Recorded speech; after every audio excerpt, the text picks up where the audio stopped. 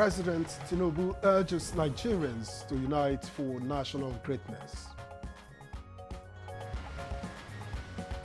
Your presentation and the findings delivered to me this afternoon will receive a diligent attention and a thorough review. National Council on Privatization approves execution of performance agreements for AFAM power plant sale. We must also confront one of the most persistent hurdles in our national reform journey, which is post-privatization integrity. Senate moves to ban underage military recruitment.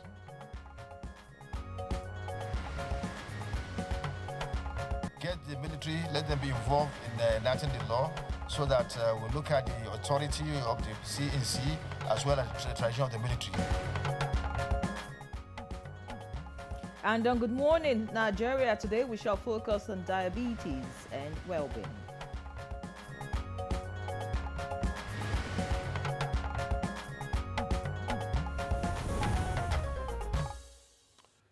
Well, you know, Yenre, diabetes used to be or sound like one of those distant health challenges that happens to, some other people.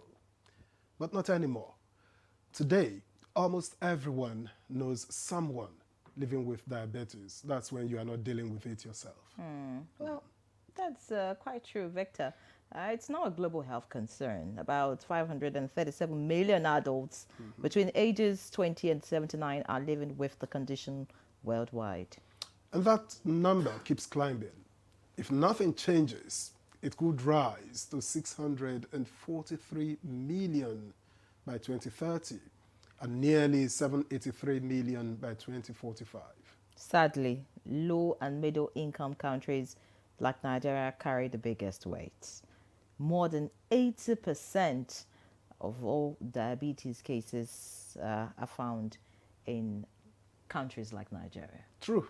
And right here at home, the numbers are alarming. Roughly 11.4 million Nigerians are living with diabetes. Many don't even know they have it. Exactly, and that's where the danger lies. Undiagnosed or poorly managed diabetes is claiming lives. At least 30,000 Nigerians die every year as a result of this. Now, the Diabetes Association of Nigeria has even called on the federal government to declare a state of emergency on diabetes care, pointing to poor access to treatment, a shortage of trained professionals, and high costs of medication. Did I hear you say Diabetes Association of Nigeria? People living with diabetes have an association? Maybe not professionals. Okay, well, that's why today, as the world marks World Diabetes Day 2025, the theme, Diabetes and Well-Being, couldn't be more timely. It focuses on better prevention, access to affordable care, and support, especially in the workplace. Now, the campaign also encourages open conversations, helping to reduce stigma and promote early testing because, really, diabetes management begins with awareness. Absolutely, Victor. And that's our focus today on Good Morning Nigeria. We're exploring the realities of living with diabetes, the latest research and treatment options, and what each of us can do to stay healthy. We will also be speaking with experts who are leading the fight against diabetes here in Nigeria and beyond. I'm Victor, as well, thank you for joining us. And I'm Henry John. I join Victor to welcome you to this special Friday edition of Good Morning Nigeria, reaching you live on the network service of the NTA. We're right here at our headquarters in Abuja, and of course, we would have the news super review, but that's much later when Chukwudi Okoli Ugbaja, I just hope he's not cricking in the wrong places. Today is Friday. Usually a day to crick. Are you cricking in the wrong places? No, I'm just okay. Okay. Anyways, let's find out if Musa is ready for the weekend or if he's cricking and he wants to rest too. Musa, good morning to you. Good morning to the both of you, and thank God it's Friday. Okay, President Bola Ahmed Tinubu has congratulated the Super Eagles on their emphatic 4-1 victory over Gabon in the FIFA World Cup qualifying Africa playoff match, describing the performance as a clear expression of the Nigerian character that rises, adapts, and prevails. In a statement signed by Bayo Nanuga, Special Advisor to the President on Media and Publicity, President Tinubu noted that the team played with courage, balance, and precision, and reminded the country that football has always been one of Nigeria's most potent symbols of unity and shared pride. He stated that the victory adds fresh momentum to the national spirit and strengthens the collective resolve to secure a place at the World Cup. President Tinubu commended the players, the coaching staff, and the entire technical and administrative crew for their unwavering commitment to the national cause, adding that the dedication has brought the national team victory. President Bola Tinubu is again calling on Nigerians to collectively invoke the patriotic spirit towards consolidating the country's greatness and ensure protection of its sovereignty. It was at the presentation of research paper by participants of National Defense College, course 33 in the State House. Your presentation and the findings delivered to me this afternoon will receive a diligent attention and a thorough review and critical path for implementation. It is a patriotic duty to look further into the horizon, to be determined and be resilient, to invoke our spirit that can achieve greatness. The National Council on Privatization has approved the request by the Bureau of Public Enterprise to follow through on the engagement with Transco Power Consortium to secure execution of the performance agreements on the sale of Afam Power PLC and Afam 3 Fast Power Limited. The approval followed a memo presented to the National Council on Privatization by Director General of BPE, Ayodeji Ariyo Bele, its third meeting presided by Vice President Kashim Shettima at the Presidential Villa. We must also confront one of the most persistent hurdles in our national reform journey, which is post-privatization integrity. It is essential that we create seamless structures and ironclad transaction documents that are meticulous, transparent, and legally sound. Our goal must be zero tolerance for ambiguities, because any deviation from clarity pulls us away from our true economic direction. Senate is in the process of repealing and reenacting the Nigeria's Armed Forces Act, part of which makes provision to prohibit enlistment of persons below 18 years in the military.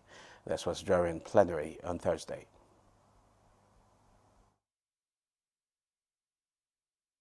The bill upholds the supremacy of the Constitution and integrates fair hearing and due process into military justice. Reports of boards of inquiry set off by military authorities should not serve as a basis for conviction. It violates the principles of nemo judice in causa sua. You cannot be a judge in your own cause. Get the military, let them be involved in enacting the law, so that we look at the authority of the CNC as well as the tradition of the military. Meanwhile, the House of Representatives has directed the Federal Ministry of Education and the West African Examination Council, WAEC, to suspend the plan to hold computer-based examination next year and delay implementation till 2030. This resolution at Thursday's plenary was born out of apprehension among lawmakers that inadequate preparation may lead to mass failure. It's wrong to start this policy now without adequate preparation. Computer-based examination requires fully furnished hall with functional computers, internet facility, constant electricity supply, be it from the national grid or standby generator. This motion is referred to the Committees on Basic Education, Digital and Information Technology, Basic Examination Bodies. The federal government wants stakeholders in the advertising industry to sustain efforts in building Nigeria as a brand of prosperity and not a land of crisis. The Minister of Information and National Orientation, Mohammed Idris, at the 5th National Advertising Conference in Abuja, says engagement with the international community, including the United States, is working on addressing current challenges misbranding Nigeria. When false narratives about Nigeria are spread, especially internationally and also intentionally, it is your creativity, your strategy, and your storytelling that can counterbalance them with truth, with context, and compelling narratives of hope and progress. We need a communication renaissance, one that emphasizes facts over fear, unity over division, and truth over propaganda. The Nigeria Midstream and Downstream Petroleum Regulatory Authority is assuring the general public of adequate supply of petroleum products in the country within the acceptable national sufficiency threshold during this peak demand period. Statement by Judge Ine Ita, Director, Public Affairs Department of the agency, says there is robust domestic supply of petroleum products, including diesel, petrol, and liquefied petroleum gas, sourced from both local refineries and importation to ensure timely replenishment of stocks at storage depots and retail stations during and after festive peak periods. The authority therefore cautioned against hoarding, panic buying, or non-market reflective escalation of prices of petroleum products. The statement also said the implementation of the 15% ad valorem import duty on imported premium motor spirit and diesel is no longer in view. Those are the highlights of the news at this time. Good Morning Nigeria continues after the break. The Renewed Hope Initiative RHI presents the RHI Green Nigeria Challenge. Go green today for a greener tomorrow. This national competition is in 3 categories. The household category is a tree planting competition amongst 11 frontline states in northern Nigeria. Each participating household in Adamawa, Borno, Bauchi, Gombe, Jigawa, Kano, Katsina, Kebbi, Sokoto, Yobe, and Zamfara states will plant a minimum of 1 tree to qualify, with a video evidence of before and after the tree planting exercise. 20 million naira will be awarded to the best household. Submission deadline is 20th December 2026. Community category will see local governments, local communities, schools, and NGOs reclaim and transform degraded or abandoned areas such as dump sites, landfills, parks, and their likes into green, vibrant gardens, parks, and eco-friendly spaces. 50 million naira would be awarded to the overall best community group. Deadline for submission is 15th July 2026. State category will have all states of the Federation and the Federal Capital Territory, excluding Enugu State, have a chance to address the growing threats to environmental sustainability and cleanliness. States will be judged based on the number of trees planted on major roads and inner streets and how clean they are. 100 million naira will be awarded to the best performing state. Already, Enugu State has 100 million naira for being RHI's model green state due to its greenery and cleanliness. Video evidence must be submitted by participating states on or before 20th December 2026. All entries must be directed to RHI Office, State House, Abuja, or email rhi.greenchallenge@statehouse.gov.ng. RHI Green Nigeria Challenge. Go green today for a greener tomorrow. My champs, they use energy at school. Your champs need nourishing energy. Give them Milo at breakfast. has nutrients that support energy release. And the National Productivity Order of Merit Award goes to... The only tomato paste manufacturer to win the National Productivity Order of Merit Award by the Federal Government of Nigeria, endorsed by the Association of Private Medical Practitioners of Nigeria. This is an evidence of 100% natural goodness. Eat healthy to live longer. Buy now and enjoy up to 20% discount. Tomato paste, the taste of Nigeria. Give more strength to your hair with Mega Growth Leave-In Strengthener. It's infused with nourishing oils and conditioning proteins so you can say goodbye to hair breakage. Wow! Mega Growth Leave-In Strengthener. The new Milo 3-in-1 Milky and Creamy is truly milky and contains calcium. No need to add milk for that rich, creamy cup, which helps to nourish and energize your kids. Milo! Lagos, Port Harcourt, Abuja. The city is moving. New voices, heavy drip, all heart. From the streets to the stage, this is the next Afrobeat star. What are we here for? Let's Afrobeat star. Let's get nasty. And the talents from all over showed up to own the room.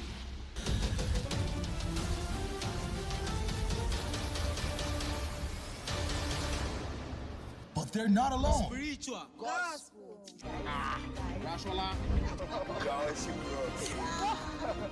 All chasing a slot to face the judges. Puffy T, SARS, Andre Vibes, P Pride. Catch next Afrobeat star on.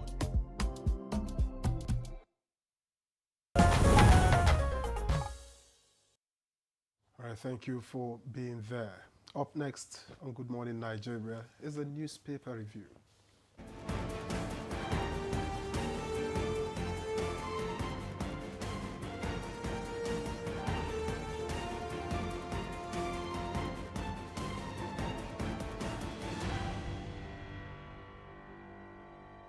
All right, Chukwudi Okolie Ogbaja is right here with us this Friday. Chukwudi, good to see you. How are you, my dear? Very well. And look, I am a happier person regarding my regard for Nigerian football. Yesterday was sweet. It was good. They didn't run flat-footed. They were on the balls how of did their you feet. feel when Victor Osimhen missed that It begging was, chance? It was on Osimhen, on Osimhen. Very, very unusual. It was, but then they say Homer sometimes nods. The best make mistakes. And he paid for it with two. Eventually. Yeah, that last one was something else. From the All right, congratulations. From tighter angles while losing the open one. Good morning, That's Victor. life is. Good to see And you. welcome to Good Morning Nigeria. All right, away from the Super Eagles win, of course, that's on all the papers this morning. Congratulations to the Super Eagles. It's at the top right here on the Leadership newspaper, just beside the masthead. It says Super Eagles keep World Cup dream alive, thrash Gabon 4-1. All right, away from that, the lead story this morning on the Leadership is mixed reactions as federal government suspends 15% fuel imports tax. The riders' policy against petroleum acts, say product dealers. Reversal disappointing. Ogun Chamber of Commerce. That's on page 4. Below the picture story, explosion near Akwa Ibom Government House kills 2 prison inmates, injures 2 officials. You want to find out what's going on. And then we have weekday. That's the kicker of this one. I don't have a problem with the military. That's on page 16. Christianity facing existential threat in Nigeria. That's according to the Pentecostal Fellowship, and you can find out on page 6. Finally, on the front page of the Leadership this morning, we have AMCON officials, lawyers face contempt charges for contravention of court orders. All right, so that's about it. And this one on gratuities and pensions. 28 states unpaid pensions gratuities hit 626.81 billion naira. That's according to budgets, and you can find out on page 22. Let's see the Business NG quickly now. The Business NG has something completely different from what all the papers have, of course. That's why it's Business NG. The lead story here says food crisis looms as farmers battle rising costs. Not good, but of course you want to see what's happening so you can prepare ahead. This one says ex-aviation minister criticizes weekday over soldiers clash. All right, that's on page 11. Looks like that story is not about to die down anytime soon. Ogun picked for $1 million biodiversity project. That's on page 9. And of course, the suspension of 15% fuel import duty is also right here. Senate bans recruitment of under 18 soldiers. That's right here. I think that's still in the works. Reps order suspension of WAEC CBT rollout for 2026 exams. So that's about it on the Business NG this morning. Victor. All right, I have the Daily Trust. And the lead story here is on politics. PDP convention. Delegates arrive in Ibadan amid calls for caretaker committee. All right, just above that story, which is below the nameplate. Gombe State Governor Inwayaya presents 2026 budget proposal of 535.69 billion naira, tagged budget of consolidation to State Assembly. That story is on page 7. All right, and towards the bottom, the picture story tells us, shows us troops of the Joint Task Force Northeast Operation Hadinkai rescue 74 stranded members of the National Youth Service Corps along the Buratai-Kamuya Road in Borno State on Tuesday. And to the right of that picture shows the buses conveying the Corps members. How I've managed diabetes for 20 years. That's according to a 75-year-old man. That story is on pages 6, 7, and 9. 6, 7, 9. And finally, reps ask WAEC to suspend CBT for 2026 exams on page 38. Nigeria inch closer to 2026 World Cup tickets on page 47. And marketers welcome suspension of 15% fuel import levy. It's on page 27. Chukwudi. If they say rescue stranded youth corps members, it tells you how sensitive we are to anything that is that happens to you on the highway, you know, without assurance of, you know, people being there for you just in case harm tends to come your way. I think I'm happy for them because being on the highway, and it was night. That time, you don't want to even think about it for a few seconds. But then the bigger issue is, why does it get into the night when you travel? You know, why does it have to? Roads. I asked when I was talking to somebody about traveling home for Christmas. I like driving. When I was GM somewhere in the north, in Jos, I like driving and the landscape on both sides of the road of Jos, the yellow and the reddish flowers and all that. It's a joy. Then the sunset, you take photos of it every day you travel. So there is joy in traveling. It's just that the times have changed everything.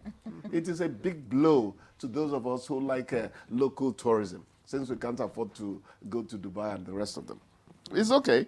We are happy for the stranded youth corps members. Reps order suspension of WAEC CBT rollout for 2026 exams. Why are they suspending it? I didn't take that one. Well, they say that it's premature because most secondary schools in Nigeria do not have computer facilities, and the students are not, computer literate. When we keep on saying things that should not be happening in this century, I'm not even talking about this year. By now, our children all over should be playing with computers. India, as numerous as they are, you know what their population is, they still manage to do these things, I think it boils down again to the will being the necessary father to the action happening, If we show it real interest, it's going to happen. Our children should have things to work with, even if it's iPads and all that. Distribute them. How much is it? You have to mean it for it to happen. That is my take on it. The suspension is okay since they have found out there is ample evidence that the children are not well placed to write the exam in those conditions. That's good. We should now take steps. Don't be surprised it could be suspended again next year. I mean, it's like what we say, the ritual we come here to say concerning flooding and the rest of it. Barring what the elements are wreaking on the world now, because of climate change, there are so many things we should do ahead of the rainy season to decrease the dangers from flooding. But we hardly do those things. So we keep on reciting that morbid poem. It's not the best as far as I am concerned. So that's the way it goes. Food crisis looms as farmers battle rising costs. Victor does not think I'll ever become a bona fide farmer. It doesn't matter to me what he thinks. I know I haven't seen one. I have my ambitions. Now, they mentioned the production cost, rising production cost, escalating the Javier, insecurity and post-harvest losses, forcing farmers, particularly in the north, central, and northwest, to consider abandoning agriculture. I'm going to dwell more on escalating or rising production cost. Yeah, Ray, I am happy. I know you are joyous over the crash of food items, but the implication for the farmer is that he will lose interest in farming in 2026 because what he needs to produce that which does not fetch a high price anymore comes to him at a very high cost. Inputs, the chemicals they use. Even the boys who reluctantly follow you to your farm, reluctantly, they don't want to farm. They charge you ×2 of what you're going to get as harvest when you eventually sell. These are things we need to look into if we are serious about helping the farmer. I don't want food prices to go up. But the way it is now, apart from groundnuts are still doing well. Corn, that is maize, forget it. Beans, I hear it's 1.2 now, or 1.3. Rice has even crashed as well. I like it, but where does it leave the farmer? Let us retain the regime of prices falling drastically, but also make sure that what the farmer needs to bring these things into being, it's addressed. Otherwise, it's not the best as far as I'm concerned, Victor does not farm, so he might not want to understand what we farmers... I get 1-2 bar of yam from you, I'm not sure. Marketers welcome suspension of 15% fuel import levy. Well, the Chambers of Commerce does not like the reversal. One man's meat is another man's poison. What I like about economics is that you can have two professors of economics arguing in opposite directions. I remember late Boyle and Bismarck Rewani. I remember Chuo Kongu and Professor Sam Aluko. In fact, Professor Sam Aluko told Chuo Kongu at a point that there is an alternative to dying. It is called living. They were talking about a structural adjustment program of military president Ibrahim Babangida. So it depends on where you're looking at it from. Government was eyeing more revenue. I don't know whether Trump had responded to that because it was going to affect the U.S. To some extent, Well, let us see how it all pans out. When it's economics, I don't talk too much because it's not one of my fortes. That's it. All right. And by the way, PDP convention, well, they say it's going ahead regardless. Delegates arrive in Ibadan amid calls. Till I see them on the podium talking to, I wouldn't believe that is. or appointing a caretaker. We hear that people are all over Ibadan now know that delegates, the organizing committee is being praised by the Damagun-led, what do you call it now? All right. Well, it's okay. We wish them well, but PDP needs to really do a lot of work. Just like we wish you well. Maybe post-2027. So we wish you well for the weekend. Thank you so much. Thank you for your time, and we'll see you again on Monday. Thank you. All right, Good Morning Nigeria returns with the conversation, of course, on diabetes and wellness when we return.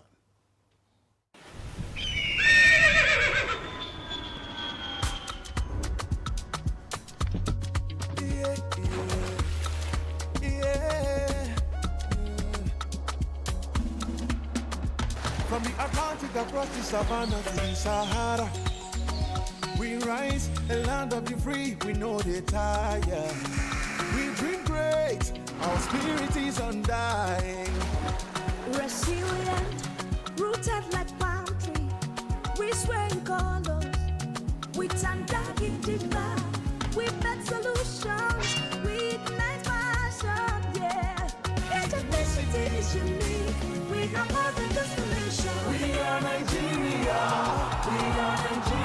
strengthening unity. We know they carry lives. We are Nigeria, together live the dream of a land with great destiny. We are Nigeria. I am the real Nigerian. Brought to you by the National Orientation Agency, NOA. My champs, they use energy at school. Your champs need nourishing energy. Give them Milo at breakfast. It has nutrients that support energy release. Milo! Little body, big moves. Little brain, big learning. Your little child is eager to do big things. Every sachet comes with the nutrients they need every day. Made from natural grains, contains protein and fortified with iron to support their physical growth, learning, and development. So you can fully enjoy your little one's big moments of growth.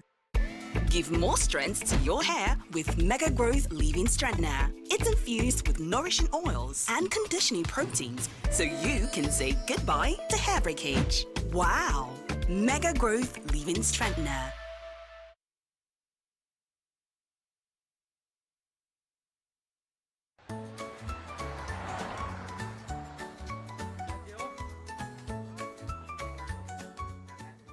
Evie, you look worried. What's going on?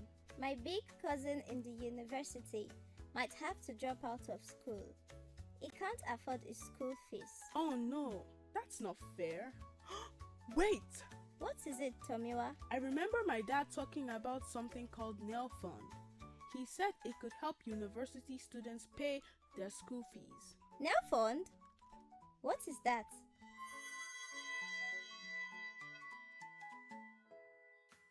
Hey, Captain Excellence! Do you also know about Nail Fund? Absolutely, Tomiwa.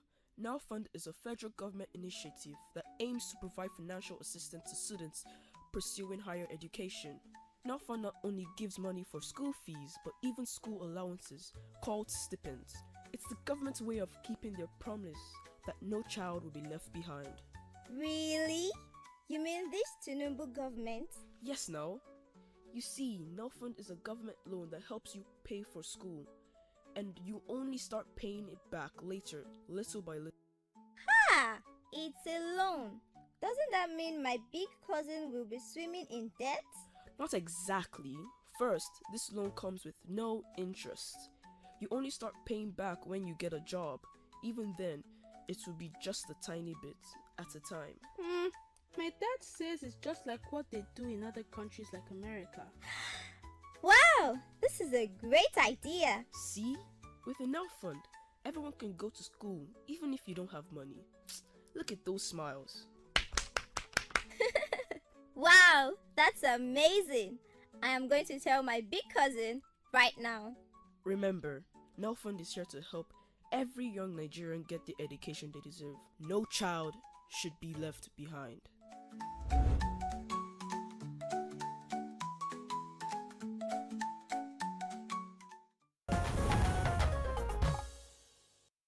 Many thanks for remaining tuned. It's still Good Morning Nigeria, live on the network service of the NTA. And just before we get into our conversation, which borders on diabetes and well-being, let's quickly take a look at this background report put together by our correspondent, Ekene Undulue.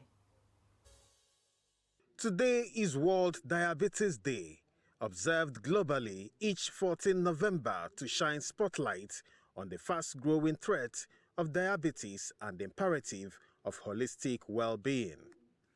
In Nigeria, this is far more than just a health campaign date. With millions affected, the country is grappling with a surge of chronic illness that touches physical health, mental resilience, and the social fabric. Nigeria's diabetes burden is real and rising. Recent figures suggest that no fewer than 11.2 million Nigerians are living with diabetes. For many Nigerians, the diagnosis triggers a cascade of physical complications. Blindness, kidney failure, and amputations are disturbingly common. Despite the urgent need, Nigeria's healthcare system faces serious constraints. The cost of managing diabetes has soared. Insulin vials and blood glucose monitoring strips are increasing beyond reach. At the same time, unhealthy lifestyle changes, sedentary behavior, processed foods, and sugary drinks are feeding type 2 diabetes in younger populations. But there is hope. The well-being approach urges prevention, early diagnosis, and an environment where people living with diabetes are supported, not stigmatized. On this World Diabetes Day, healthcare experts now seated in our studio will speak to issues around living well with diabetes and support at the workplace, as this year's theme emphasizes. Thank you very much, Chikinendulwe, for that background report. And to begin our conversation on diabetes and wellness, let me welcome here in the studio Dr. Mansour Ramalan, consultant physician, endocrinologist, and diabetologist. He is also the first vice president of Diabetes Association of Nigeria and chairman, Non-Communicable Disease Committee, Nigerian Medical Association. Very much welcome to Nigeria, to Good Morning Nigeria. Thank you. All right, let me also welcome here in the studio Sarah Abagai, registered dietitian, author, and fellow of the Institute of Dietetics in Nigeria. We thank you very much for joining us yet again. My pleasure to be here.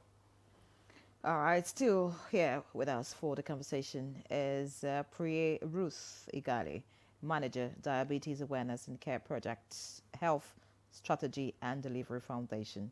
Many thanks for joining us, Priye. All right, let's begin with a very basic, and I'd like to get to Dr. Ramalan.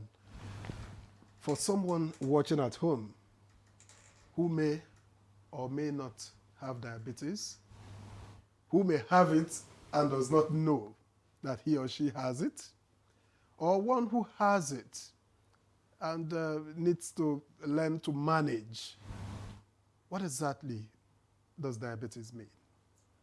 Thank you very much for a very good question. And I like the fact that you mentioned that somebody who has it or somebody who may not have it, because there is nobody in this world that is not affected directly or indirectly by diabetes.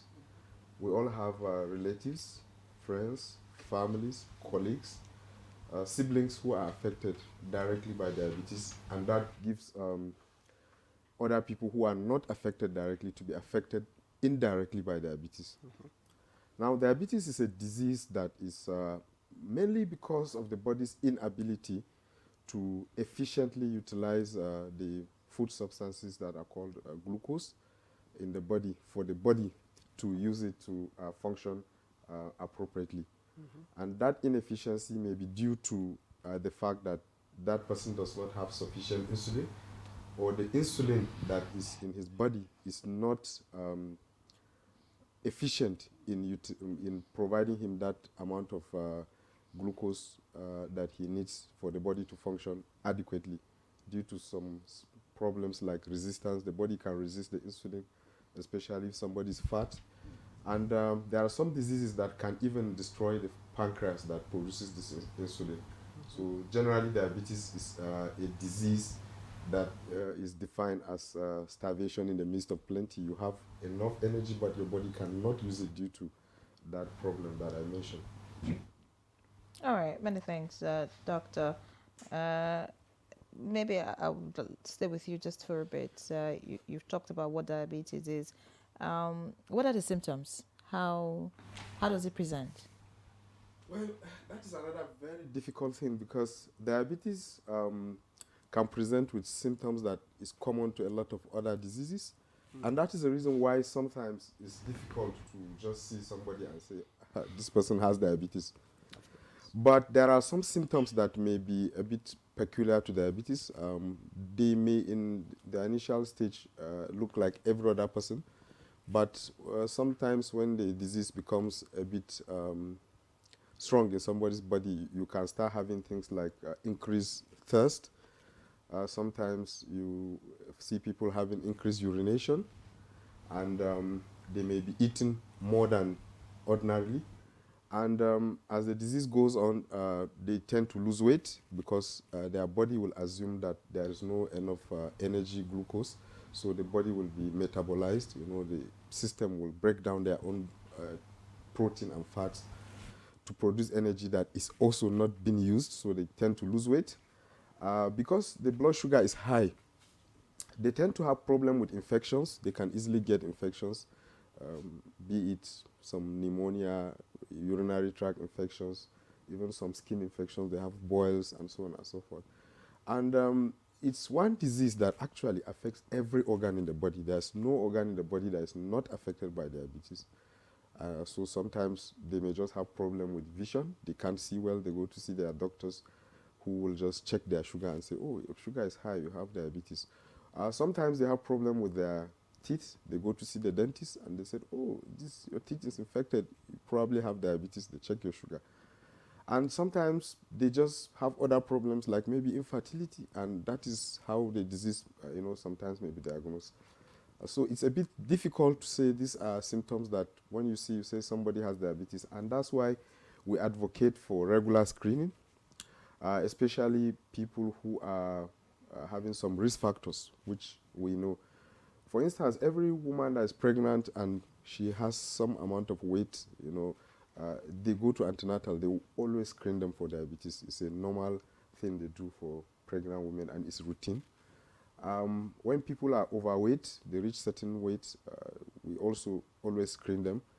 And for people who are above 30, 35, it's almost useful to regularly check, probably annually, because that's the way you can identify the disease. This disease can stay in somebody's body for more than 10 years, 15 years, sometimes before it is diagnosed, because the body will try to accommodate that high amount of glucose.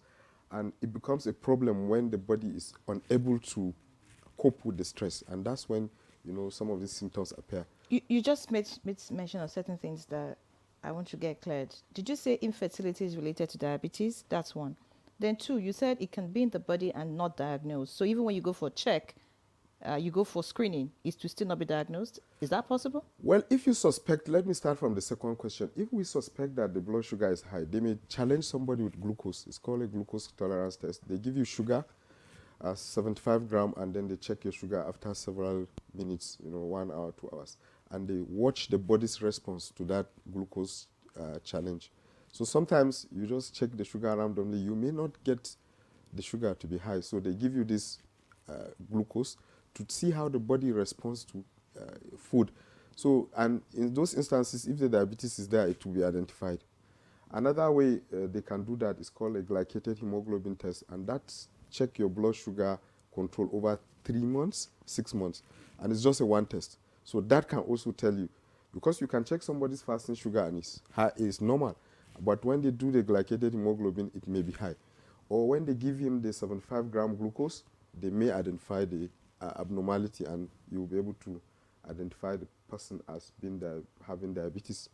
And sometimes we have to combine the two tests to get the results. So actually, it can happen that somebody will have diabetes, but you may not be able to see it like that.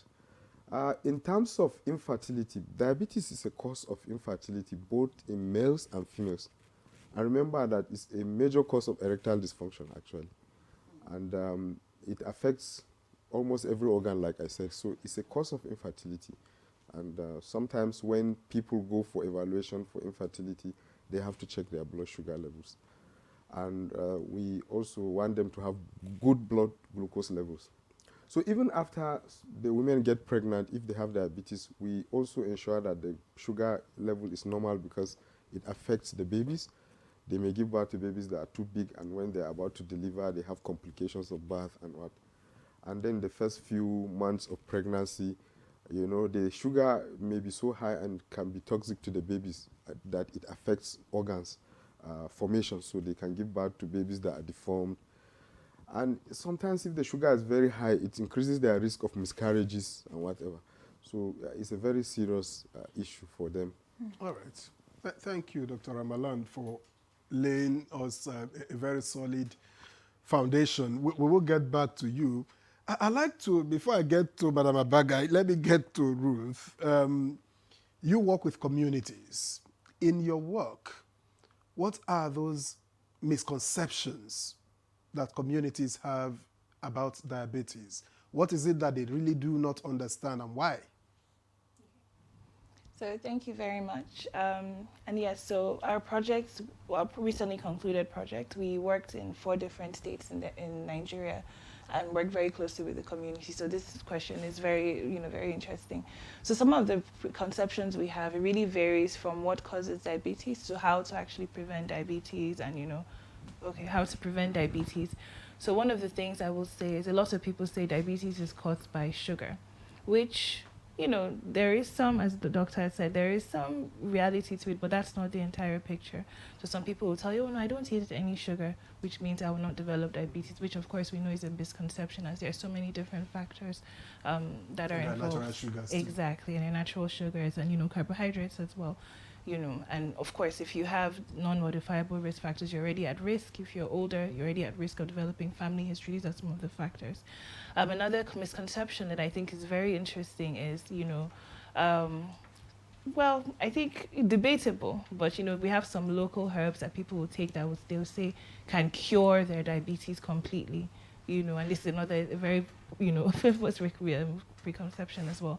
Another one that's interesting, which, we all know that weight does increase your risk of developing diabetes, but a lot of people will tell you that, oh no, I don't have any weight, that means I will not develop diabetes, which again is another misconception, because you have people that may be within the normal range, yes, who may still have diabetes, especially if they've got family history. So there's a whole bunch of different factors that can increase your risk, and these are just some of the misconceptions that we hear at the community. As part of the misconception, have you heard that if you say, for example, you had a very, let's say, dirty December, and that's what a lot of people can relate with, like you had a very dirty December, you had a lot to eat, you enjoyed yourself, can you detoxify? Some will tell you, well, I had sugar last week, so this week I'm going to be drinking, I mean, I don't want to mention, well, there are some substances that tell you they drink that, clears the sugar out. Does that work? So what I will say is, so with diabetes, the major message is lifestyle modification. And when we say lifestyle modification, it's not just a 1-week detox that I'm going to do and it's going to cleanse my system. Of course, detoxes are good. We have studies that have shown that they may be effective for certain things. But when it comes to diabetes prevention, you want to ensure that you continue. It's a lifestyle. It's pretty much a change in lifestyle. So you want to reduce the amount of sweetened beverages you take, sugar, sweet carbohydrates. You want to eat healthy foods. You want to exercise. A 1-week detox is not necessarily going to prevent your risk of developing diabetes. So absolutely, it's more continuous and everyday efforts that, would pretty much prevent that. Maybe now that we are in this terrain, it's a good time to get to Sarah Bagai. And I'm wondering, what does a typically healthy Nigerian plate look like for those, intending to avoid diabetes? And of course, we should also look at things like tea and all of those. Well, thank you very much. The typical healthy diet is a diet that comprises of, at least a component of whole grains, lots of vegetables, because if you take my plate, for example, which we now work with, apart from the food guide pyramid, that shows you about 6 different food groups that will be contained in a diet for that diet to be, classified as healthy. My plate now is for you to have a standard service plate. And you divide that plate into 2 halves, 2 equal halves. And then the first half is filled with vegetables. Then you divide the second half into 2 again. And then you have your carbohydrate in 1/4 of that plate. And then you now have your protein and, your sauce, whatever it is, in the last quarter of the plate. So you see more fiber in the diet for anyone that wants to live healthy, not only a diabetic patient. And by the way, we don't really have a special diet for diabetes. So when people begin to tell you, oh, avoid carbohydrate because they say you have been diagnosed with diabetes, they're not helping matters, because everybody needs carbohydrate. You need that for your energy, you need that for your reasoning, because your brain uses a lot of glucose. So when you starve, the first signs that we see of a plummeted blood glucose is a kind of non-coordination, poor coordination in that person, confusion, and before the person goes into other crises. You understand? So the diet is essentially a healthy diet. We have nothing like a diabetic diet. And so that means that if a person is going to eat to be healthy, you still want to look at the food guide pyramid. At the tip of that pyramid is the sweets and the fats. Of course, for the person with diabetes, there will be an exception. Sugar, refined sugar is out of the question. You understand? Yes. But we need complex starches, whole grains in the diet. So what you have at the top that could benefit the person living with diabetes would be maybe just a little fat to add to the diet for palatability's sake and for whatever the body requires to use fat for. And then you now will look at the meat group. There has to be, an inclusion of meat. And in that meat group, meat could actually, beans could represent meat. Nuts, seeds like Benny seeds and the rest, they could represent meat. When you say nuts? Yes. Like specifics. Almonds, cashew nuts. Some say peanuts and so peanuts very much in moderation. Because, peanuts, when you indulge, and what is happening in Nigeria is that we eat uncontrollably once it is peanuts. And peanuts become predictors, of triglycerides. Triglycerides actually endanger the heart. So that's why most times you find that the doctors will always keep tab on the lipid profile of a person living with diabetes. They want to find out, well, how is the good cholesterol, how is the bad cholesterol, how are the triglycerides, and all that for proper modification or control to, take care of, the organs, especially the heart, the blood vessels, and the risk for strokes eventually. So you bring in those. That is to help us, because sometimes when we plan a diet, and you plan the diet, say, okay, you have to have fruits, at least 3 servings of fruits a day. You want to have 1 banana, for example, for breakfast, with your breakfast. Have an orange, for lunch. Have an apple, for example, for dinner, part of your dinner. People look at it and you say, meat here, chicken here, fish here. They tell you, this is big man's diet. Of course. We cannot afford it. So we now tell them, look, on the list, the food guide pyramid, we have beans. But the problem we're having now is that people now get fixated on beans once they have diabetes. You'll find that they will eat beans porridge, in the morning. They're eating moi moi in the afternoon, And then in the evening, in fact, in the north here, you know, I'm sure he will bear me witness. There is what they call tuwonwake, the fufu of beans. You know, but what we have tried to tell people is that if you want to eat healthy, please, you must eat a varied diet. You must have flexibility in food choices. You understand? Because if you get fixated on one food item, then you are actually losing or missing out on the nutrients that other varieties of foods should be contributing to your diet. Many thanks, Madam Abagai. We'll definitely get back to you. But, you know, that plate, your plate you were talking about that you know, give the different portions that should be in it. I'm wondering how many Nigerians can actually, you know, get that. Doctor, I want to get back to you because she talked about moderation with carbohydrates. But for a truck pusher, I mean, for us sitting in the offices and all, we can moderate with carbohydrate. I mean, we don't get to use much energy. But for someone on the street, say pushing the truck or whatever, he'll tell you that the amount of carbohydrate is what gets him going because he needs a lot of energy. And some have also said that if you work so hard that you burn the starch or the sugar, then you're not at risk of diabetes. Help us explain that if it's true. That's one. Then is it about what's on your plate? Because so far we've talked about genetics. So is it possible for me to be eating healthy, or rather, is it possible for someone to be eating healthy, but because there's a family history, you're still going to come down with diabetes? Thank you very much. I like the fact that the little video clip we watched earlier actually summarizes some of those problems. People who do manual work in Nigeria tend to take a lot of processed drinks, energy drinks, carbonated drinks, and sometimes they believe that replaces the energy that they use. But it's actually not the case because sometimes some of these processed drinks have a lot of calorie. In fact, if you take a bottle of carbonated drink, you can imagine some of them can contain about up to 25 grams of sugar. Yeah, it depends on what you are taking. When you look at the label, they always write, but you know we don't read it.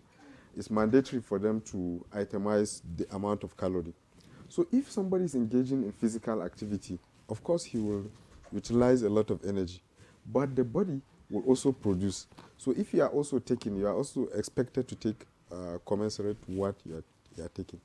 Now, when we talk about diabetes, it's primarily a disease of carbohydrate metabolism, primarily. However, it affects protein metabolism, it affects fat metabolism. Because when the body is in need of energy, the first source of energy is carbohydrate, which is safer and useful. Once the body does not have sufficient carbohydrate, it goes back to convert the protein in the body into carbohydrate. Now, the process of converting that protein to carbohydrate produces other substances that are not too good to the body.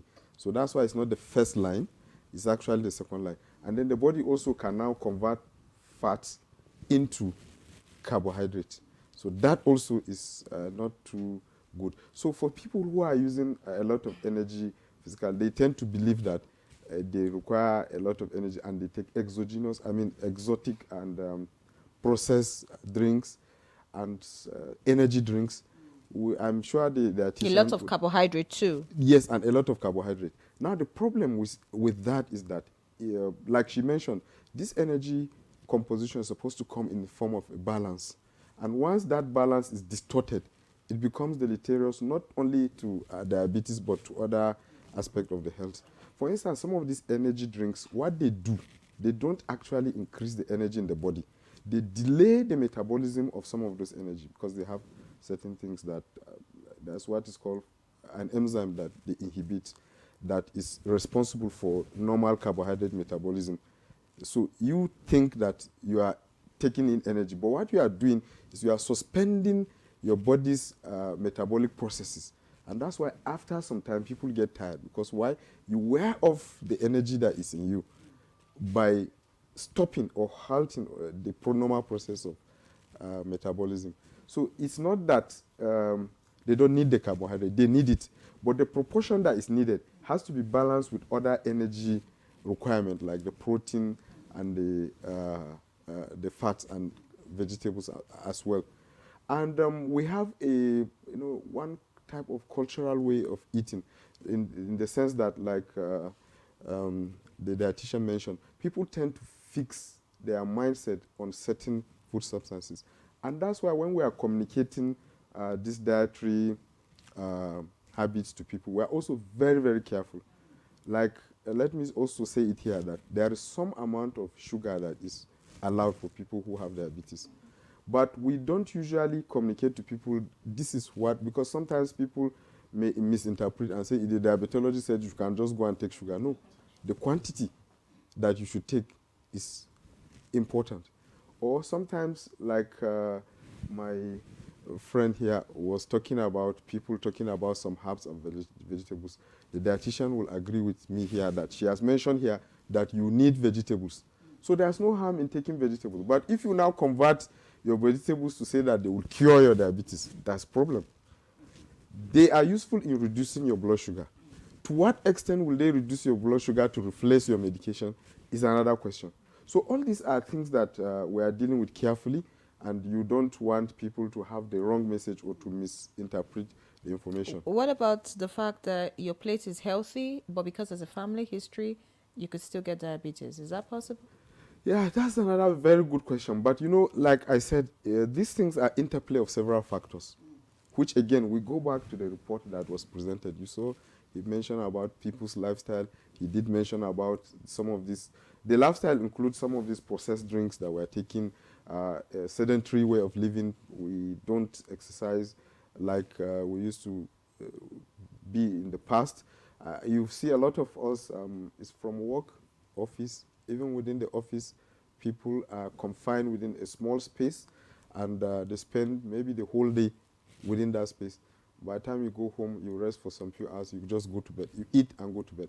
So you didn't have time to metabolize whatever you have taken. And by the time you are eating at night and you are going to bed, your body will also be at rest. In the morning, you wake up and top it with breakfast. So yes, you keep your body with a lot of energy, and then you go to work and no physical activity. So you keep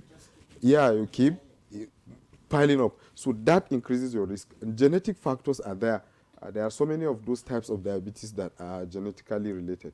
But when you look at all those things, you look at the factors that are within somebody's capacity to modify. They are called modifiable risk factors, like the lifestyle I'm talking about, like the eating habits. Then the other things that you cannot modify, like maybe your age, you can't change your age. You cannot change your genetic risk. But if you are able to modify these factors, you reduce your chances of developing the diabetes. There are many people who have all the risk for diabetes and they don't develop diabetes. And then the third thing is that sometimes some people can have small disturbance in glucose that is called pre-diabetes. Those are the patients that we want to get, because those are the patients that you can actually institute intensive measures to give them advice on lifestyle and the kind of food they should eat. And studies have shown that there are some medications that can be used in patients who have this pre-diabetes to delay their progression to diabetes, even prevent diabetes. Just to delay? Yeah, to delay or prevent. Yeah. And is it reversible? Very good questions. But I know studies have shown that with intensive calorie restriction, you can reverse diabetes. In fact, there's this study that came from the UK that people who were on diet, less than 800 kilocalories, it's really very low calorie diet, actually had diabetes reversed. And they were followed up for some 2-3 years. Even after that, their diabetes was still in reversal. Secondly, patients who have had this surgery, weight reduction surgery, they call bariatric surgery, have also have diabetes in remission, not complete. Means that for a very long period of time, they were not taking medications. Some of them have forgotten that they've had diabetes. So what that means is that the quantity of food they are taking because of the surgery has reduced. So it's similar to what was obtained in this low-calorie diet study they call the DIRECT trial. And it's one of the ways that we can prevent diabetes. What about in children? Well, for children, there are so many issues. One is that, I didn't take time to talk about the types of diabetes that we have. We have type 1 diabetes, which is mainly because of lack of insulin. In that instance, the body doesn't have the insulin that is enough to produce. And insulin is like the key that opens the door for the glucose to enter into cells. So type 1 is much more commoner in younger children. And then we have type 2 diabetes, which is commoner in older people, usually above 35. And type 2 diabetes, those patients have sufficient insulin. But the problem is that the insulin is not efficient, whether because of insulin resistance or there's some defect in the insulin. And we have another type of diabetes that is just common in pregnant women. When they become pregnant, they have problem with diabetes. When they deliver, diabetes goes away because of some factors related to the female hormones. And then we have other types of diabetes that are from some medications that we use, like some of those steroids that we use in treating certain diseases, like asthma and all those things. They can cause diabetes. We also have some genetic problems that can cause diabetes. So when you go back to children, you find that many of them, a majority, almost, you find 8 out of 10 will have type 1 diabetes. And type 1 is just because they don't have insulin. So for those children, they must take insulin, and they have to replace the insulin, and they are doing What was responsible for that condition, not having insulin at all? So many things. One includes some viral infections in childhood. Some viruses can attack the organ that is responsible for producing insulin. That's the pancreas. And then there's what we call autoimmunity. Autoimmunity means your body produces certain substances that destroy the body. Autoimmune diseases include a lot of things like the diabetes itself, sometimes thyroid disease, sometimes arthritis. So that happens and is a defect that can happen. And then there are some genetic syndromes that can happen in children that can affect their ability to utilize glucose. For instance, this glucose that is being broken down, it follows a process, and there are a lot of enzymes that are responsible for different stages. So you can see somebody may have a genetic defect in one of the enzymes, maybe an enzyme that is supposed to break down the glucose. So once he has that genetic defect, the glucose will be there in the body, but the body cannot process it. It has to be processed for the cells to use it. So if it doesn't process it, it will be high in the blood, and then that is diabetes. But, science is improving now that there are so many mode of treatment now that are available to tackle some of those genetic defects. And then to also say for this type 1 diabetes, of course, the insulin is a treatment, but I think recently now there are some molecular biology from what techniques. you're saying, Yes. what children eat cannot affect them, cannot cause diabetes for them, can it? That's another very interesting thing, because now we have high prevalence of obesity in children. So we are now having a transition. We are having more children now having type 2 diabetes than before.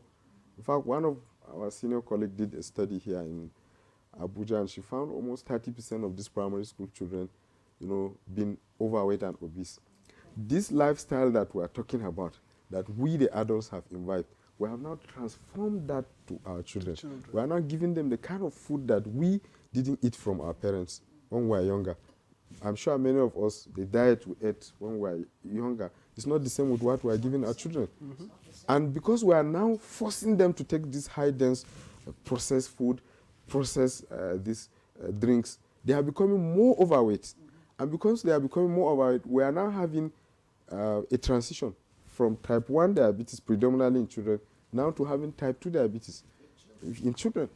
And so this is the sad reality of this transition. Whether it's due to urbanization or increase in earning capacity or whatever, it is a problem.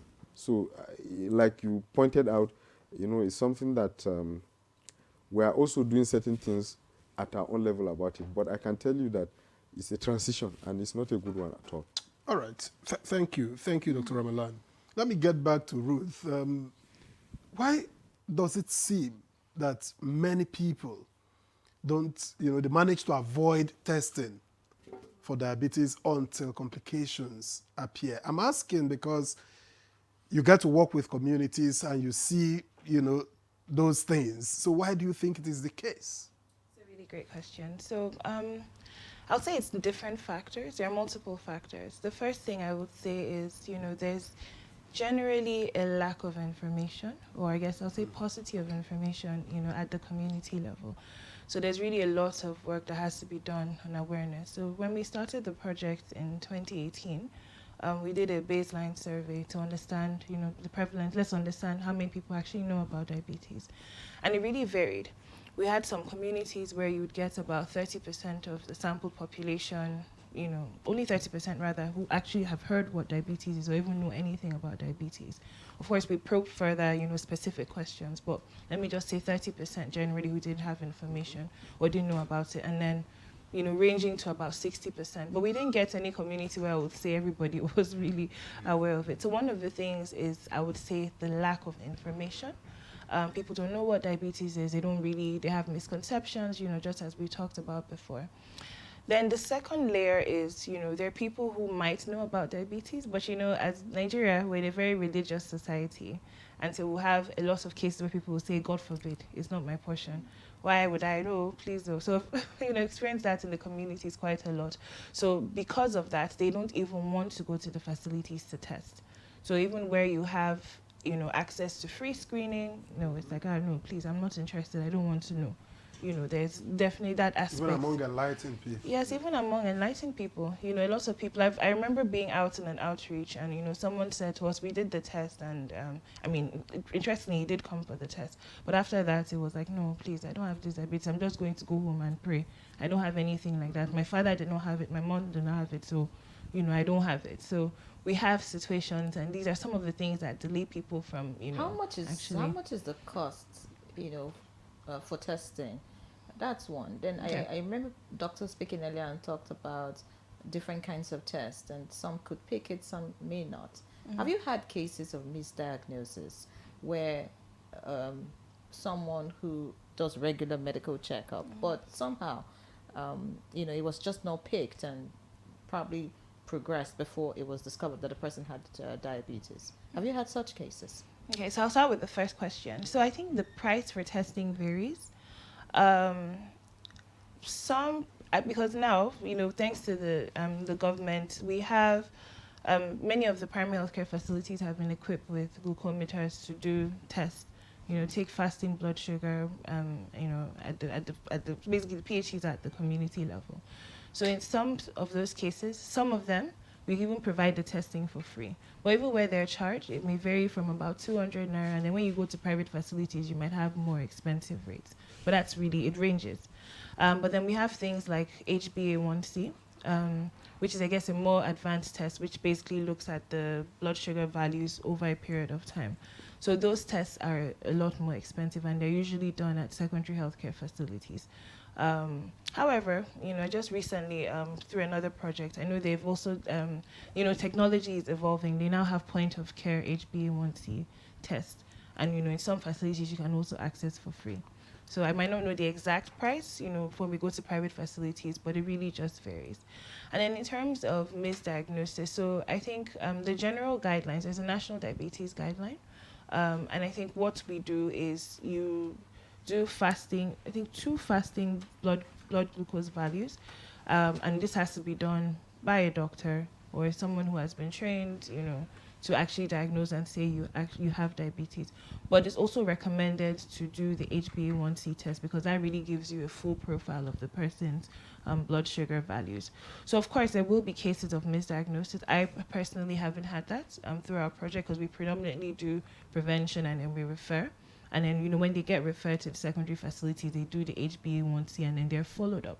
Usually you're followed up after a 12-week period. So that, again, reduces the chances of misdiagnosis because after that 12-week period, you reevaluate, you retest, and you see the sugar values. But of course, as with everything, you will have 1 or 2 cases of misdiagnosis, but it's really quite rare. Why did you choose diabetes for your project? Interesting. It's a very good question. In fact, I was speaking to someone yesterday and they asked. So I think so one thing I will say is that, as the world is revolving, we're moving from communicable diseases, not moving per se, but countries like Nigeria, we have a double burden of disease where we have the communicable diseases that we're grappling with, but we also have non-communicable diseases. And we cannot neglect the fact that they're on the rise. You see a lot of studies, prevalence is expected to rise by this percent, that percent in Nigeria.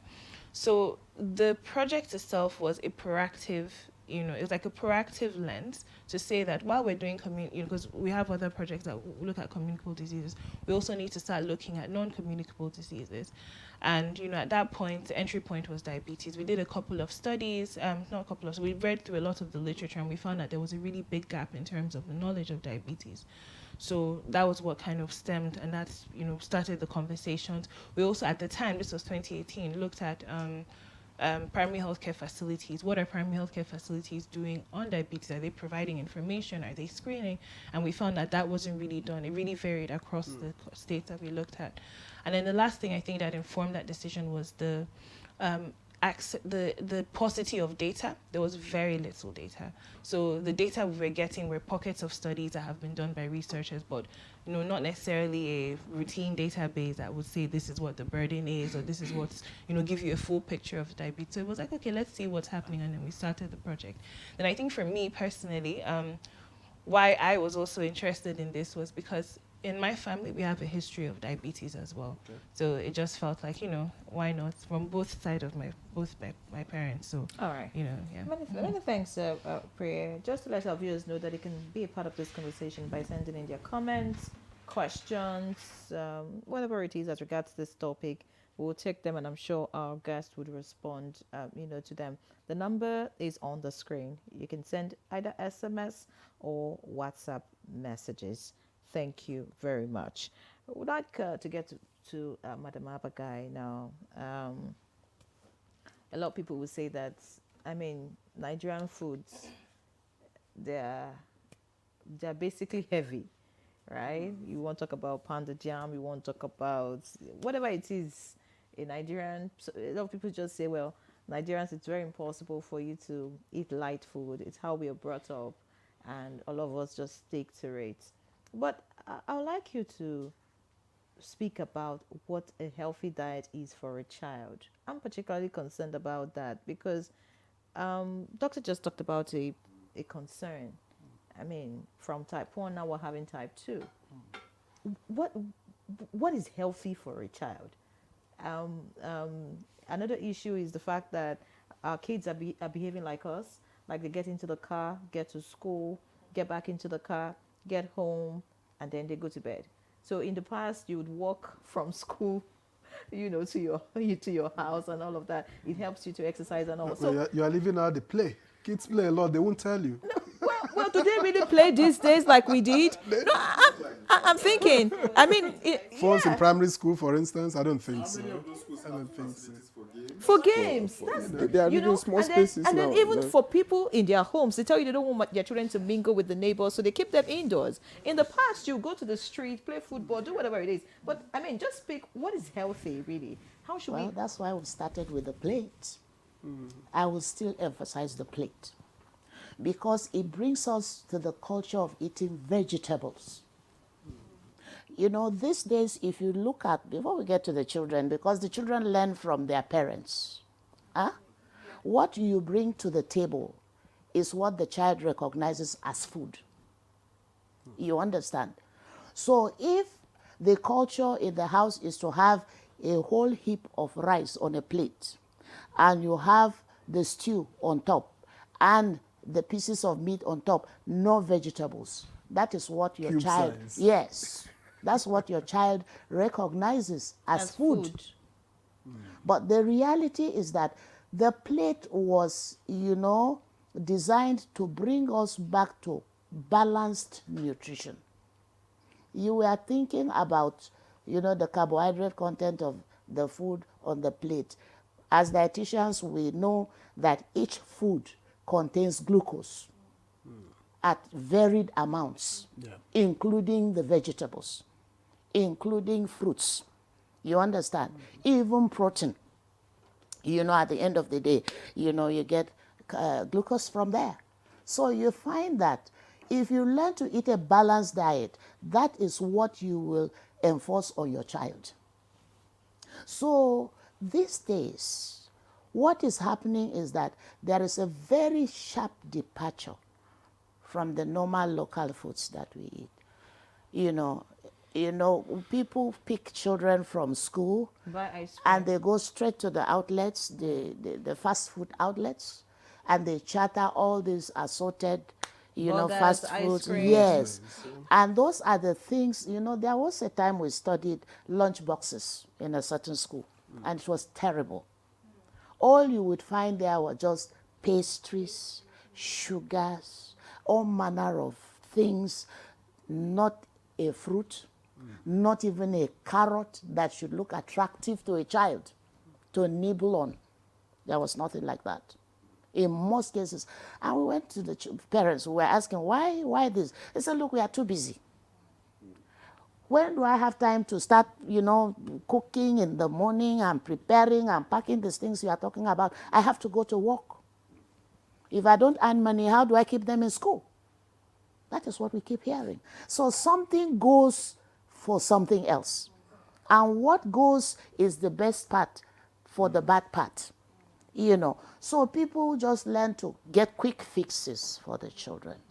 But as we said, there is no really special thing about the diet for a child. The child must learn from childhood to eat the right food. And in eating the right food, you teach the child to eat vegetables. Generally, naturally, children don't like eating vegetables.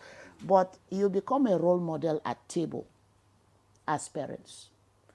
Once your child sees mommy and daddy eating vegetables, he will eat vegetables. If he does not eat, try to coax the child to eat a little. Bring a child to begin to fall in love with vegetables in a garden. You understand?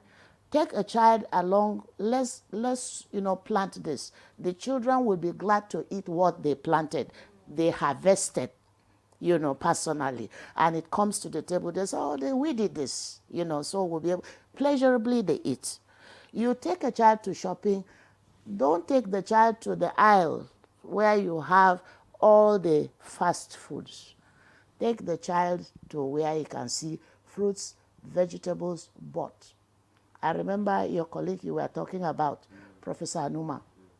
When she started the project with the secondary school children, what she did was actually to begin to introduce the fruits. You see them with apples instead of buns, instead of, donuts. Apples are sweet, by the way. Yes, they like that. Yes. Eat bananas, eat mangoes, and all that. So when we even say fill one half of your plate with vegetables, it's not expensive. It's not as expensive as you think. Because if I get a bunch of lettuce, I need only one tomato. I need just maybe a small slice of onions and one or two other things. I put it, before you know it, they are bulky. They just fill the place. And you get it. You learn to nibble on, natural food instead of these other ones. You have garden eggs that you can throw. Keep telling people, fill your fridge in the office with garden eggs, apples, and all these things, carrots, beautiful looking carrots that you can nibble on, instead of having, packet juices, having, full cream biscuits. What about and availability and affordability? People tend to talk a lot about being pocket friendly. When we were growing up, when we heard balanced diet, we took balanced diet as a rich man's food. Silly us at the time. When you hear this person is eating balanced diet, you say this person, the big man. But today, how available? I mean, without repeating the same set of meals. Wow. If you talk about proteins, you talk about vegetables, without doing the same thing over and over. Of course, vegetables can be universal, they can go over and over. But beans is even have carbohydrates and protein. So how do we strike that balance if it is available and at a pocket-friendly rate? You see, it is actually, your nutritious food does not have to be expensive. You know, Dr. Ramalan can bear witness that in the north here, if you want to eat vegetables, you don't really have to go eating exotic vegetables. We have what we call kwado. You know, what we do What's is that? What's kwado? kwado, you know, of vegetables. It's just local salad. And I'm sure in the East they also have it. Local like salad. that. The local salad we have is that you could take your, you know, lettuce, one tomato that I talked about. This is not expensive. Cut an onion, chop them, then pound your groundnut cake, kuli kuli. You don't need salad cream. Then you have it there. You would have eaten your vegetable serving. Very cheap. And quantity? Quantity? How do you mean quantity? I mean, what quantity is good, what quantity is healthy, and what quantity is unhealthy? As a snack or as a meal, by the way? You could because- eat that as a snack. Okay. And you could add your vegetables into your diet. The last time I was here, I talked about farming, gardening. We still emphasize that. Sack farming is going on now, even on apartments, balconies, you understand. Get your pots. Flower pots are now, you know, flowers are being replaced by vegetables. In pots, in sacks, in crates. And they need the sun. Yes, and they get them out there. So if something is too expensive to buy, you know, you could plant it at home. If something is, you know, easily, you know, made abundant through gardening, like spinach, like our pumpkin leaf, ugu, we could do it at home. You don't, in fact, when you do, what I usually do in my home is that at the rainy season period, you know, because we always have pumpkin leaves, what we do is we can't eat all as a family, so we keep sharing and sharing with people. So there are vegetables we must farm if we want to remain healthy. It may be, you know, the other day, the consultant cardiologist was talking about how you could create a space in your home and, you know, plant, you know, fruit trees. You remember, these days it's not just about horticulture of flowers. It is horticulture of necessity, that we need fruits, we need vegetables, and we must devise a means to be able to put these things, you know, within reach. If you are talking about the market, we also try as much as possible to tell people, do shopping from farmers markets. You understand? If you go to a farmer's market, they're just bringing these things From the in. farm. They haven't gone to the Preservatives. middlemen. You can buy, you know, buy vegetables that could last you. Some will finish in 3 days, some will finish in 1 week, still looking good.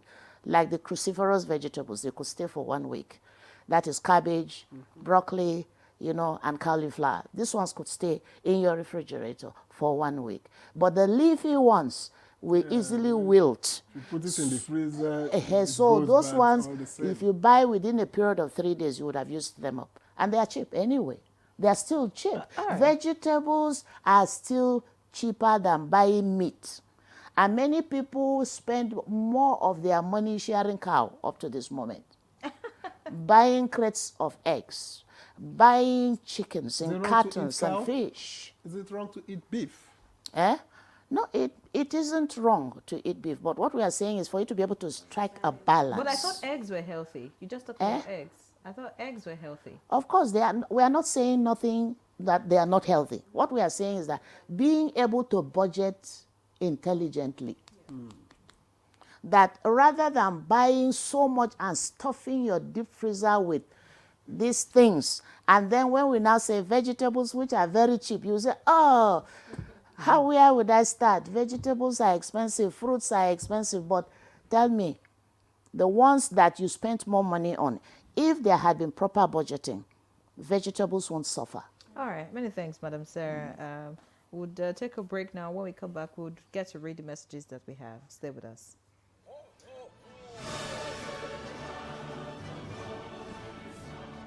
It's the most wonderful time of the year. Get ready for a special Christmas celebration like no other. Join us on Sunday, December 7, 2025 at the National Christian Center, Central Business District, Abuja for the FRCN, NTA and Vaughan service of 9 lessons and carols. Theme of 2025 is Jesus our strength. With a charge from Reverend Dr. William Okoye. The service of 9 lessons and carols live on FRCN, NTA and Vaughan. Sunday, December 7, 2025 at 3 p.m.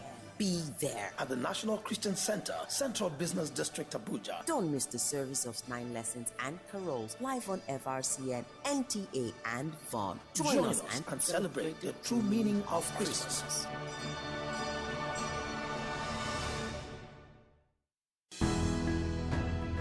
The counsel of our fathers. My advice to these young people is please do not take us back to those harrowing days. You probably do not know what it is. Nigerian youths, let's build our nation together.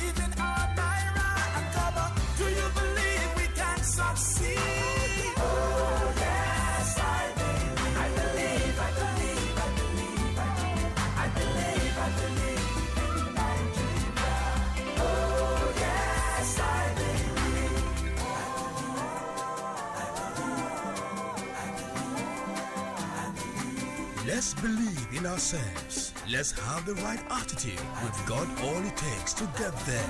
Let's look inwards and revive all our infrastructures and galvanize our human and material resources.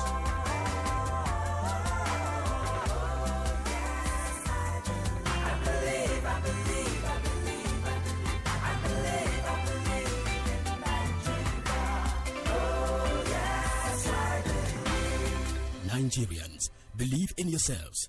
Believe we can succeed. Nigeria, believe. Powered by National Orientation Agency. Many thanks for staying with us. It's still Good Morning Nigeria, live on the network service of the NTA. And it's now time to look at some of the messages that we got from our viewers. The number is still on the screen, so feel free to send us messages. Our guests are still with us, and of course, do respond to the comments or questions, whatever they are. This one here says, I suffer from diabetes and currently I have numbness under my foot. Well, it says, can you help with the doctor's contact for further discussion? That's coming from Mike. Thank you very much. I'm sure you already have a doctor. But anyways, we'll see how we can assist you. This one says, please, what is the solution to low blood pressure and how can one manage it since it has no cure? Oh, well, we're talking about diabetes today. This one says, regarding society's intake of energy drinks, I discovered that unripe plantain, honey powder, ginger, and cinnamon can serve as alternatives to energy drinks. Let the doctor confirm or debunk the claim. All right, so says, good morning, how are you? You're doing a good job. Please, I have hyperthyroidism and the goiter is out and I have been using my drugs. My question is, with these drugs and injections, would the goiter disappear? And please, I want a doctor to talk more about it. Thank you very much. This says, does fast healing of wounds suggest no diabetes? Another one says, good morning, presenters and guests in the studio. My name is Dr. Hyacinth Temele, and I'm radiating. Are you radiating? Or rather, you're watching from Owerri, the Eastern Heartland. There is no gainsaying the fact that the prevalence of diabetes mellitus is on the increase in our communities. An indication of this is the incidence of diabetic foot ulcers which the locals refer to as achaire in my dialect. My suggestion is that the federal and state governments can come up with policies to manage some of these locals free of charge. Currently, so many die from complications emanating from wrong management of these diabetic complications. Thank you, Dr. Ramalan, for your erudite presentation. All right, Victor. All right, maybe we should just respond. If we have let me try to respond to most of them, and if I can remember some that I may not be able to remember, you can remind me. But let me start with low blood pressure. Surprisingly, for most people, I mean, with diabetes can predispose them to high blood pressure.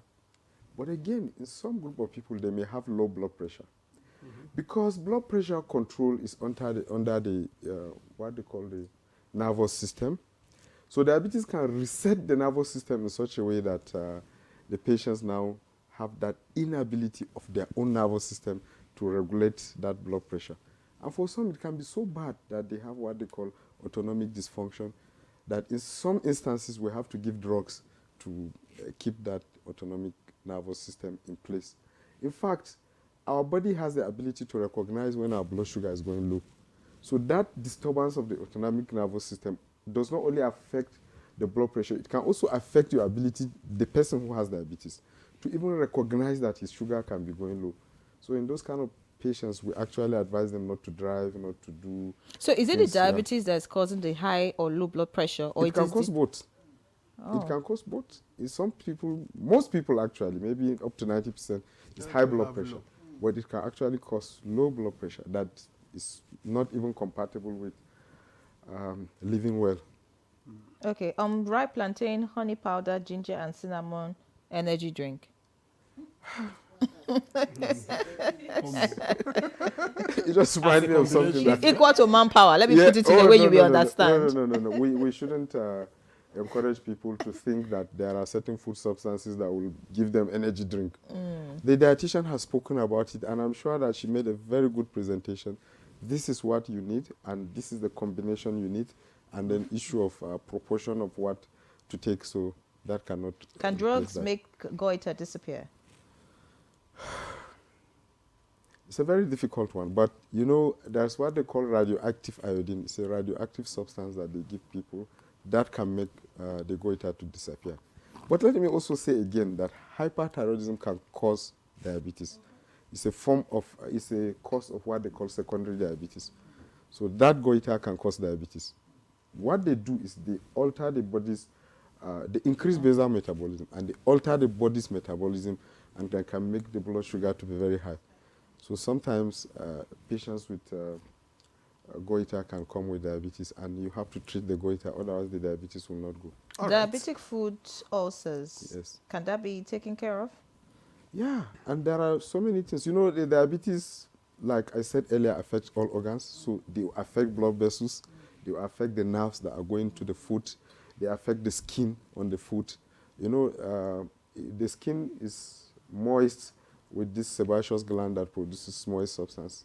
So when diabetes affects that nervous system components of that, the skin will become dry, and when it becomes dry, it becomes more exposed, and then easily it can tear, then infections can come in, and then the blood vessels that are supplying blood to that part of the foot can actually be damaged, it can be blocked because of diabetes. And this sugar that is high, bacteria will be feeding and flying in them, and it propagates infection. So it is a very good and non-recognized fact that diabetes predisposes to some of those diabetic food. All right, finally, before Victor, you take that one, let me just take so that you just get to all the questions that you have. This one says, Dr. Ramalan, give us the types of insulin and methods of administration for treatment of type 1 diabetes. I also want to know if the federal government is doing something about the rising cost of injectable insulin. I spend 14,000 naira weekly on one vial of Mr. insulin. Well, I know somebody has asked for my contact. I think you can share with them, because as part of what we do in Diabetes Association of Nigeria, so we try as much as possible to reach out to the patients. And patients are, I mean, everybody is part of diabetes. It's not for professionals only. We have dietitians, and I think you were part of the program. Last year, we didn't meet physically, but so everybody is part of it. So we are glad and happy to contribute and support. And I think spending 14,000 is even a bit conservative. Compared It's to even some could, other yeah, it things. could be more than that. Could be more than that. And this program may not be sufficient for us to discuss all the types of insulin, but we have insulin that are called short-acting. They just take them just before meals. And we have long-acting insulin. You can take that once in a day. And they have to get, for type 1, we advocate that they use the 2 type of insulin, because we have what is called, when you eat, the body produces some amount of insulin that is just commensurate to metabolize what you eat. But for all of us that are sitting here, we've not eaten, and your blood glucose has to be maintained in a certain range. So the body secretes certain quantity of insulin slowly to keep our own blood sugar as we are to a range of about 4 to 6 millimole per liter. So that is what that long-acting insulin will give you to replace that basal insulin secretion.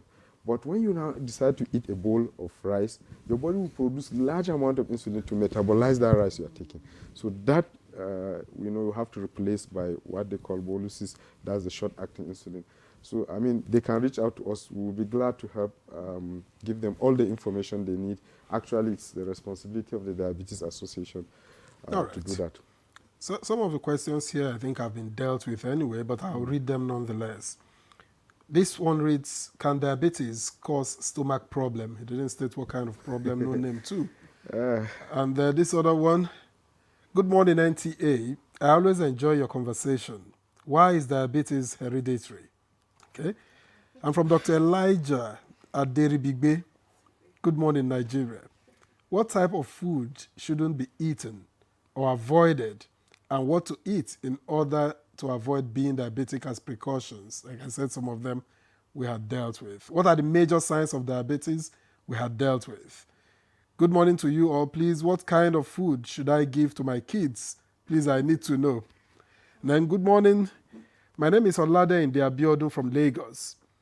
Please, if someone has high level of sugar, what are the foods and fruits he or she is supposed to eat and not eat? And finally, please, do you consider our rural people who are from poor families living in rented houses with limited space for family?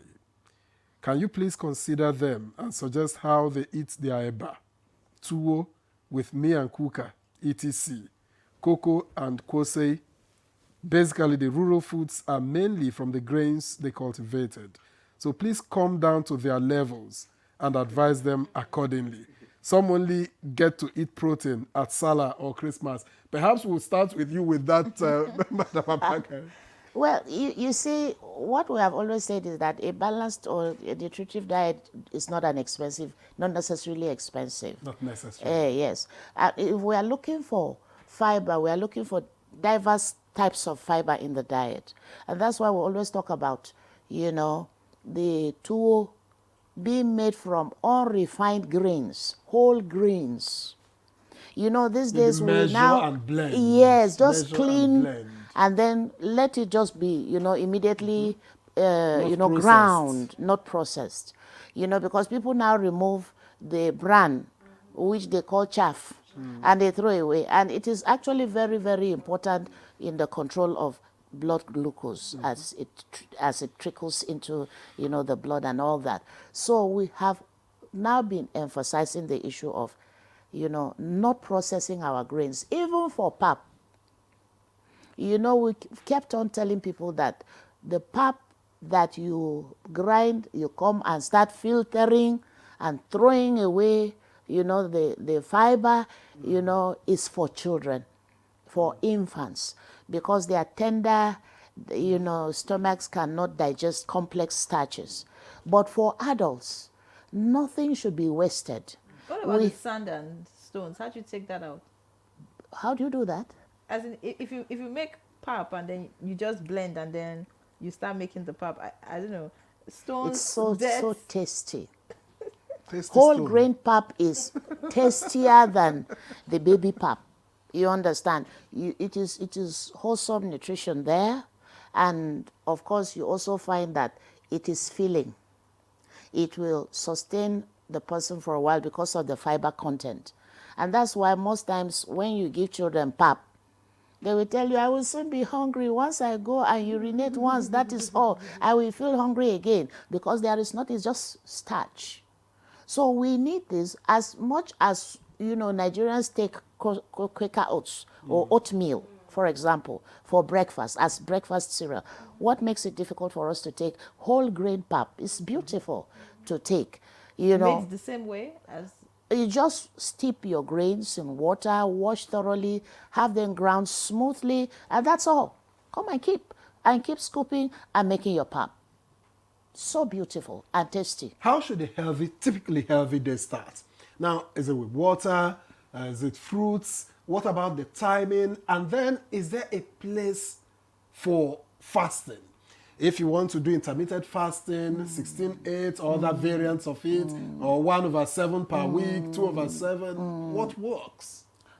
Virtually, everything that, has to do with the issue of healthy living will work.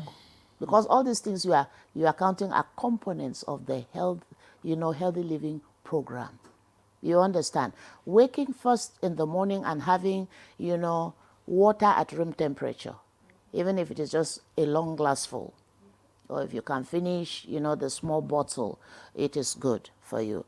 Others, may choose to have, warm water with a dash of lemon in it as first thing in the morning, which is also very important because it helps to open up, the veins and help the circulation and all that.